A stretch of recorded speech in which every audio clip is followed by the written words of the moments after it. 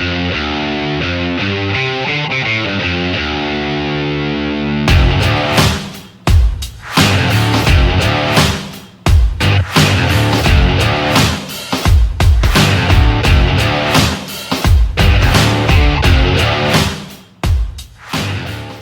to the Hard Truth Show. Guys, in this edition today, we're going to be talking about something that I've been wanting to cover for a while, which is the coming of the kings of the East. And not only that, but we have the situation that's spoken of, in 2nd Ezra is talking about, woe to you Babylon, Asia, woe to you Egypt, Damascus, because we've got that situation rising in the Middle East where war is in the talks there. Oh my goodness, there's just so much I'm going to cover today. And for somebody that's never really studied up on this topic, like it's a lot to digest, I'm going to be just very straight with you. I want to say a shout out to everybody that's really supported this Hard Truth Show, the production of it. I know we're about a month into this thing. I've had a lot of positive response and feedback, guys. So I'm glad that, this is beneficial to people's lives. I'm really trying to help educate people out here. Just an FYI, pretty much demonetized almost all my content that I've been producing now, moving forward. And so just so you know, the fact that I'm still here setting and doing this tells you I pretty much don't care about the money, but more about the getting the truth out there, because for crying out loud, no disrespect, I can make more money off of one consultation for off-grid construction than I can make most months in a whole month on this channel, just crushing it. And that's a fact. So like I said, that's neither here nor there. But I want to say this, the situation with the Floyd shooting, because we talked about it in a previous live. Yeah, I believe they've done that one live. Is that, guys, now, I think I said somewhere in that, we were talking in the comments, like, is this a possible psyops? I'm like, there's still that possibility. I think pretty much where I said, it wouldn't surprise me, or yeah, it could be. And, the more and more starting to see that, just before we get in the actual subject matter today, just to touch back on a previous live. If you want to check also the Hard Truth Show playlist, you can go back and see some of that content. It's starting to look like this may be a psyops. Like there was a guy on the street said that bricks were just being dropped off in their town so that they could, cause a riot. There was supposed to be, apparently one of the people that started the riots in Minneapolis was a police officer dressed, hidden in disguise. You've got probably George Soros tied up in this, they're saying. And then, of course, there's the cops connection. Apparently, the Caucasian officer was married to the Oriental sister of the Oriental officer. And then, of course, then there are three of those guys that was involved or whatever. Apparently, they have photo video documented of them guys in the Boston bombing thing, I believe. So there's a lot more that's going to come to light on that whole deal right there.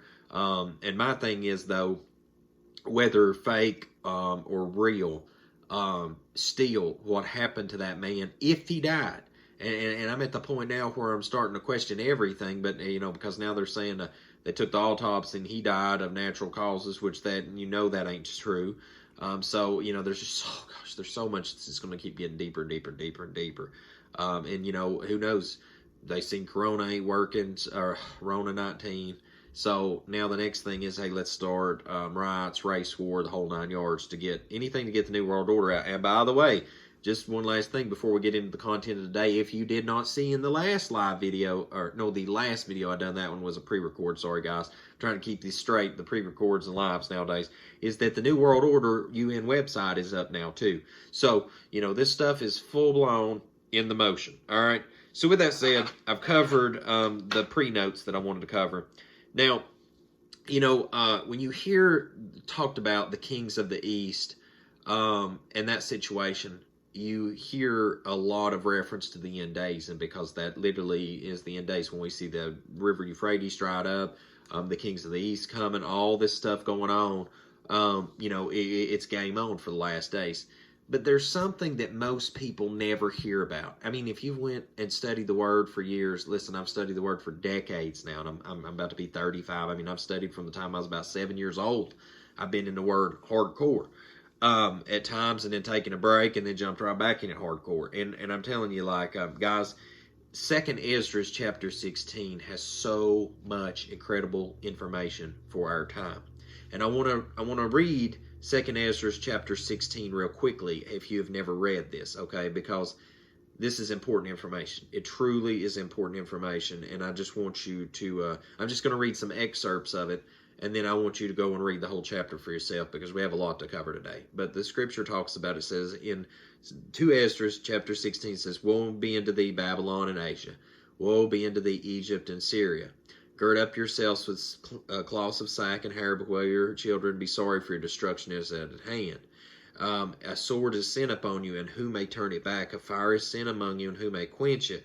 Plagues are sent unto you, and what is he that may drive them away?"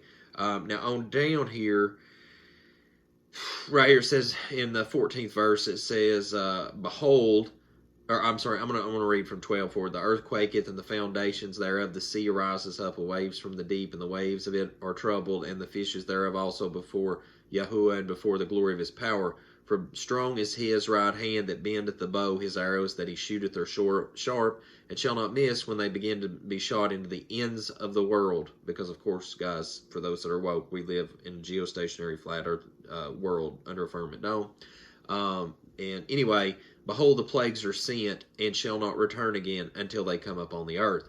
Now, on down to here, if we go further down, verse 17 and 18, it says, woe is me, who will deliver me in those days? The beginning of sorrows." I'm going to read that again. "The beginning of sorrows and great mournings, the beginnings of famine and great death, the beginning of wars, and the powers shall stand in fear, the beginning of evils. What shall I do when these evils shall come? Behold, famine and plague and tribulation and anguish are sent as scourges for amendment. But all these things they shall not turn from their wickedness, nor be always mindful of the scourges. Behold, victuals shall be so good cheap upon the earth, that they shall think themselves to be in good case. And even then shall evils grow upon the earth, sword, famine, and great confusion. All right, for many of them that dwell upon the earth shall perish of famine, and the other that escape the hunger shall the sword destroy. And the dead shall be cast out as dung, and there shall be no man to comfort them, for the earth shall be wasted, and the cities shall be cast down." All right, and anyway, you can go on and read all the rest of it. But what is so important to understand from that is that 2 Esdras talks about the beginning of sorrows. You actually have a hashtag mark, okay, a hash mark, right? Now, there's a lot of links in the video description below, guys. I think the only thing that I didn't share in it was 2 Esdras chapter 16, if you want to look that up in the scripts. And then Revelation chapter 16, verse 12. If you want to read the whole chapter, I encourage you to read the whole chapter. Right here, give me just a second. I'm going to scroll back up to the top here. I'm going to read this out of the New American Standard Bible. No, here's the King James Version. I'll read it out of that. "Then the sixth angel poured out his bowl on the great river Euphrates, and its water was dried up, so that the way of the kings from the east might be prepared." Now, you might be like, well, so what does any of this have to do with anything? All right, well, this is kind of like a duality. I'm going to speak about this stuff kind of in dualities today.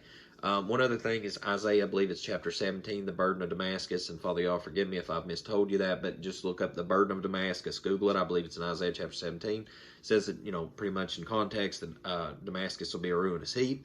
Well, if you look at this in duality, you've got two situations going on here. You've got Babylon, which is modern day Iraq. You have Asia, which most people will probably look at that as modern day Iran from that time period. You've got Syria, which is, or Damascus, which is modern day Syria, and then Egypt is obviously Egypt. Well, if you look at that situation, and then you look right here at one of the articles I've shared. Now, Israel, this is from News Punch, where mainstream media fears to tread. It says, Israel warns U.S. to prepare for war with Syria, Russia, Iran. All right, now, I know I've spoke with elders about this, and we've talked about the potential for a limited nuclear exchange in the Middle East. Not only that, but we have a clear, concise understanding that when we see Damascus is a ruinous heap, we know that it is game on, like the beginning of sorrows is here. Now, not only that, but there's wars to come. And I'm going to show you some of those wars most likely to come here in a minute that are currently front page news stuff. But I really want to hone in on this first portion, because that if you can understand the earmarks for the beginning of sorrows, then at least you see the rest of the stuff as it comes. Not to mention the seven trumpets of Revelation, which is just a flat out given. I mean, that the wheels have come completely off the bus at that point. All right, but Scripture talks about that he that endureth the end, same shall be saved. I believe is how that Scripture states. And I want to endure the end spiritually, physically, mentally, emotionally, everything I can do to hold it together, guys. I know every day in this world it gets harder and harder for those of us that walk in the truth, that love the Most High. But we need to be mindful of the time in which we live in. Okay, and granted, this show ain't here to be entertainment as much as it is educational. All right, I mean that's why it's called the Hard Truth Show. I mean, like, I don't think I've done a show yet that hasn't had some kind of hard red pill dropped on somebody, whether it's political, religious, relationships, prepping, just everything. Okay, and that's for a reason. I'm here to wake you up, not make you feel good. All right, now if the truth makes you feel good, that's great. All right, and the truth usually cuts me, and then eventually I feel good about it because I let that truth in. Because Scripture talks about those that pretty much would be sent strong delusion that receive not the love of the truth, and I want to receive the love of the truth. I just need to take my truth in a little bit smaller doses nowadays, if possible, because it's not that I don't want it. It is a lot to take in nowadays, folks, and especially for people just waking up. I understand. All right. So with that said, if you read this article, it says right here, Israel has warned the United States that it must prepare for an imminent war with Syria, Iran, and Russia. All right, now, this article right here, this was all the way back from 2017. I want you to understand that a lot of this stuff has been building, all right?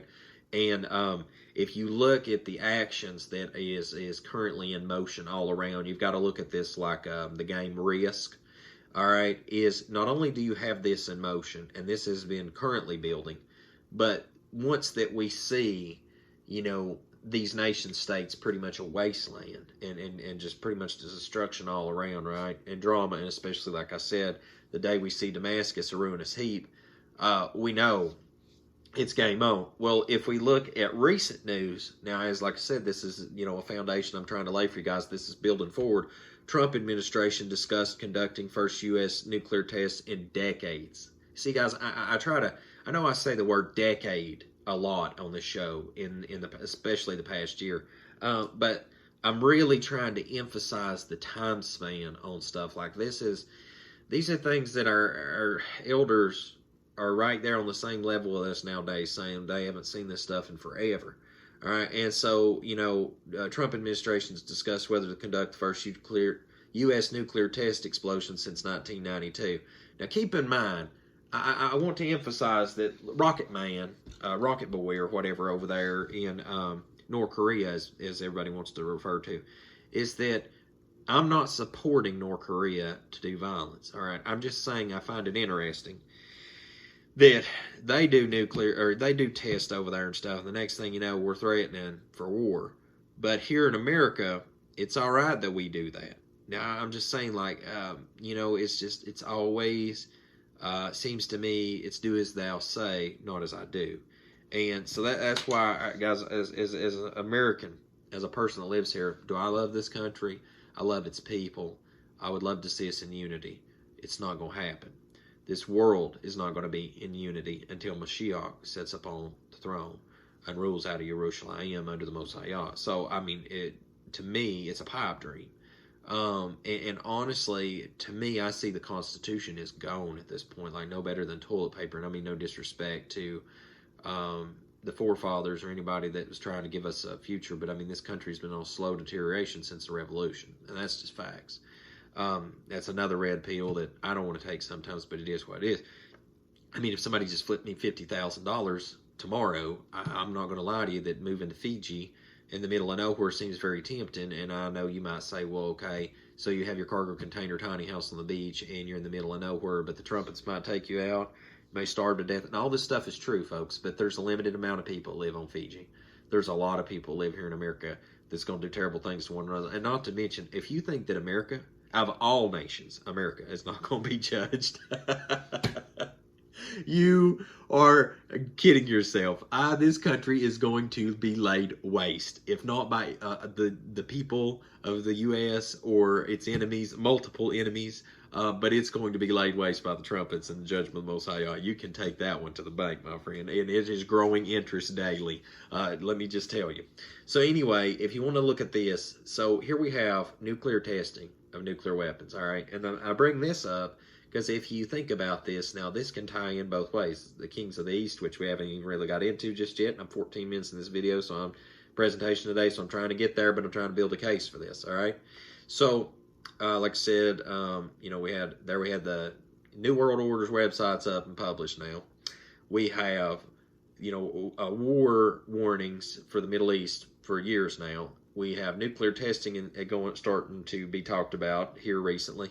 And I want to reach way back in the annals of time now to the 13th of the 7th month on the pagan Roman calendar in 2009. And if y'all haven't seen the Father's Lunisolar True Biblical Calendar, you can check that out at worldslastchance.com. Download the calendar app.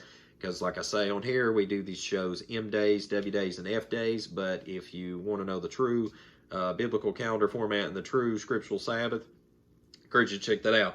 But like I said, the scripture prophesied about the River Euphrates would dry up. Now this is from the New York Times, and this was from 2009. You can see in the picture at the very beginning of it, a boy rested on the mud in a dried up section of the Euphrates River near Jubaish, Iraq in June. Now here you scroll down, and somebody said the Euphrates is drying up. It's drying up. That's what they were saying. And right here, I want to read you where I can't believe the New York Times published this, because to me it was the best part of the whole article. Sorry guys, I should have saved it here. I was scrolling through all this stuff right here. I want to read you this little excerpt of it. It says, the shrinking of the Euphrates, a river so crucial to the birth of civilization that the book of Revelation prophesied it's drying up as a sign of the end times. This is in the New York Times. Guys, I am bringing you gems of truth here, all right, at no cost. I'm telling you, you're not going to hear this stuff on mainstream news.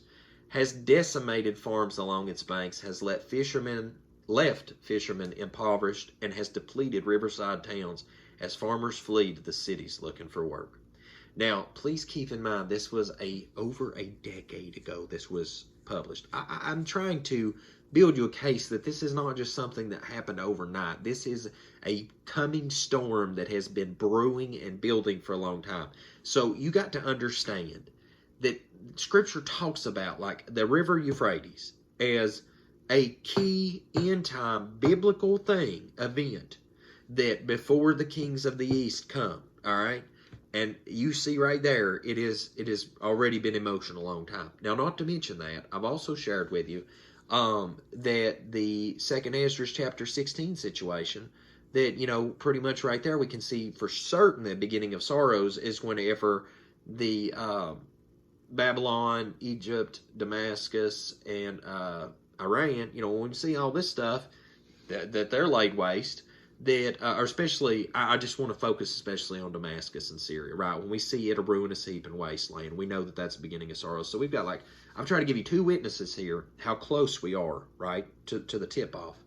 All right, so right here we go. It says, this is in express.co.uk, all right? Right here, it states, World War III fears erupt after satellite footage shows 5,000 Chinese troops mobilized for conflict. Now, this is on the India border. All right, and now this is current, guys. This is current as we speak. If you understand that, China is in Africa now, if you understand China is right there on the border of India, if you understand that China is littered across this world, everybody thinks that, I think a lot of people think the U.S. is the only one that's just mobilized across this world, but literally China is up in the backyard of Asia, or back in the backyard of Africa now, right? And so right here you have the key scenario where that at some point these guys are going to try to come west. And obviously they're already making stabs at that. All right, you can see this right here in this article. And guys, I'm sorry, I usually read through these articles and stuff, but there's a lot to cover. I mean, there's just so much to be said. And not to mention that if you look at the Gog and Magog factor with the Turkey situation, and you look at where that a lot of this militarized troops and stuff one day are going to most likely clash it out, because so many other countries are a wasteland already. And not to mention that I don't have this in front of me at the moment, but I was trying to remember the gentleman in Turkey that wanted to resurrect the Ottoman Empire, which that's a whole other conversation for another time. But you have all this going on. Then to cap it off, I'm going to put the icing on top of the cake right here, is that this is in the print, and you can check this out. It's why U.S.-China military confrontation risk is highest in the South China Sea. All right, U.S. and China have danced around each other for years in the South China Sea, which is a key thoroughfare for global shipping and trade. All right, and I'm going to tell y'all now, Call of Duty, or not Call of Duty, Battlefield 4 was, to me, pretty crazy shooter up, first person shooter. The only thing my knock on that game, because I've used a lot of that as like a training sim in my mind for, if you had to shoot, protect yourself one day, situations from a conflict zone view. But man, there's just too many F-bombs in that game. Goodness gracious, man, just all the time. But anyway, if you've played Battlefield 4, I look at this article and I literally have visualizations of Battlefield 4 from PS4, okay? Like, it is crazy. And I would not be surprised in the least if within the next 2 years we're not in a limited military exchange with China. And this one of the biggest catalysts for this, and now I've got to verify this. All right, so what I'm talking here is this is just potentials. I have not verified this, but apparently it's been said that President Trump keeps a picture of Andrew Jackson on his desk in the White House, and that apparently it's like a hidden innuendo to people under the radar, kind of saying to folks that, hey, eventually I'm going to cut China loose. And we're going to cut them off and do whatever we have to get out from under them. And I don't know if that's true, but if Trump is reelected, when a president is reelected, those last 4 years, he really don't care, because he's going out and he'll do whatever he really pleases at that point. So to have a limited conflict with China wouldn't surprise me the bit in the next 4 years ahead. I really feel like that if you're not prepared currently, that the next 2 years is going to be probably some of the most crucial years to ever get prepared in your life. Like, people are buying firearms now at a rate that's never been purchased for. Like, I literally shared stats on that recently. 5 of the top 10 days that have ever been was recently during Rona 19. 5 out of the top 10 weeks ever since firearm statistics was kept on purchases was during Rona 19. Now, I cannot even begin to tell you one day, like when we have some crazy Project Bluebeam, demonic alien invasion, BS, all this stuff, like, I mean, it's going to be, I'm sorry, when I say BS, I see in the scripture where there's going to be some kind of deception, so that is not BS, but I mean, like the Project Bluebeam, stuff like that's what I'm getting at, trying to deceive people. That's where I'm going with that when I say the BS factor. But guys, I mean, like, this is serious stuff. These are serious times we're living in. I don't see pastors. This is the last premise I'll drop on this, and then just a few last notes before we wrap this up. Is I don't see pastors standing up in their church house saying we live in the last days. I don't see pastors saying get prepared. I don't see pastors saying, by the way, the river Euphrates is dried up. We're about to have war, about to see the kings of the east cross and war be made in the last days. You just don't hear and see none of this talked about in the church house anymore, if it ever was talked about.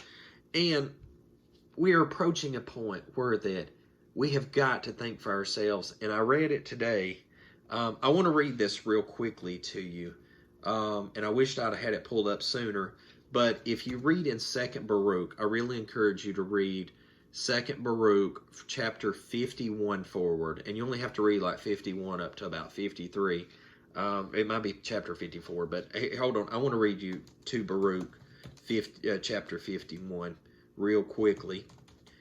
And then the other one is for you to search out for yourself, because it is very valuable to understand later, because it talks about that pretty much the wise people would be few. People that had, pretty much intellect and wisdom and knowledge, they just wouldn't be found hardly. And the ones that did have knowledge of what was going on were just quiet in the last days.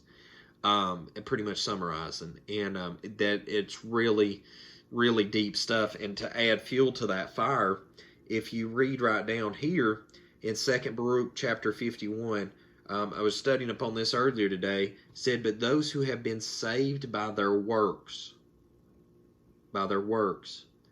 and to whom the Torah has been now a hope and understanding and expectation and wisdom, a confidence, shall wonders appear in their time.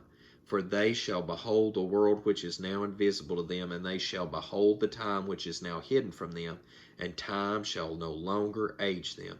For in the heights of that world shall they dwell, and they shall be made like unto the angels, and be made equal to the stars, and they shall be changed into every form they desire, from beauty into loveliness, from light into the splendor of glory. For they shall be spread before them the extents of paradise, and there shall be shown to them the beauty of the majesty of the living creatures which are beneath the throne, and all the armies of the angels which are now held fast by my word, lest they should appear, and are held fast by my command, that they may stand in their places till their advent comes. Guys, I'm going to tell you, 2 Baruch is some heavy-duty red pill. I mean, it's no wonder that they tried to hide this stuff in the scripts and not let us read it. But anyway, long short of it, I just want to say this to you, that we are living in perilous times. And if you have not took the time to look into these things, now's the time to definitely be making it a priority. Not only that, but if you're not prepared, now's the time to get prepared. If there ever was a time in the history of humanity to get prepared and get your family prepared and store as much wisdom about the times that we are in here before they take it away from you, and who knows, throw you in a FEMA camp, kill you, murder you, whatever, we really need to get on the wise. So guys, I hope this video has been a help to you. I hope this gives you kind of a compass point on the direction and where we're at in the world currently, and not only that, in prophetic times. And as always, until we see you again here at 7 Times Prepper Channel and on the Hard Truth Show, I hope the Most High Yah Baruch can keep you, make his face shine upon you, show you favor, and give you shalom, my friends, in Yahushua.